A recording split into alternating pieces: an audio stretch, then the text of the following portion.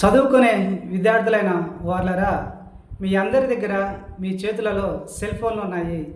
ఆ cell phone మెమరీలో మీరు మీకు కావాల్సిన వాటన్నిటిని స్వీకరించి భద్రపరుచుకుంటూ ఉంటారు. ఆ భద్రపరుచుకున్న వాటిని మీకై మీరు వెతికినప్పుడు మీ సెల్ ఫోన్ మెమరీ తనలో మీరు దాచిన దానిని మీకు చూపిస్తూ ఉంటుంది.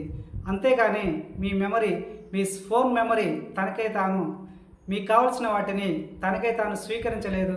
మీరు వెతకకుండా తనకై తాను దేనిని మీకు చూపించలేదు అని నేను మీకు చెప్తున్నాను. అలాగే మీ మెదడు కూడా ఒక సెల్ ఫోన్ మెమరీ లాగే ఉంది, మీ ఆదిలోనే ఉంది. మీరు ఈ లోకంలో సంచరిస్తూ జ్ఞానాన్ని సంపాదించుకొని ఆ జ్ఞానాన్ని మీ మెదడులో దాచుకోవడానికే ఉపయోగపడుతుంది.